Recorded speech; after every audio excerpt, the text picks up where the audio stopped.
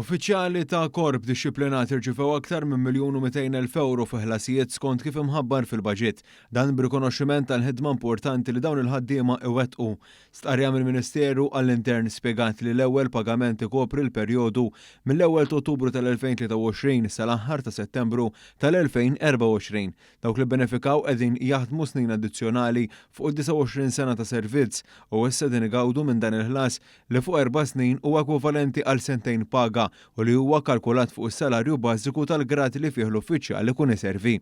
Ħaddiema li llum b'emendi legali li jagħmel dan il-Gvern għandhom ukoll għażla li jieħdu dan il-pagament fl-eluq l-4 snin addizzjonali fuq id-29 sena ta' servizz jew feluq kull sena għal 4 snin. Il-Ministru Byron Camilleri qal li dan huwa investiment dirett fil-kondizzjonijiet tal-korpi dixxiplinati u fil-familji tagħhom. Dan ikkomplimenta titjib li sar fil-pensjoni tas-servizz. Dan hekk kif din żdiedet bi 23% għal dawk il-ħaddiema li jkunu rtiraw wara 29 sena ta' servizz.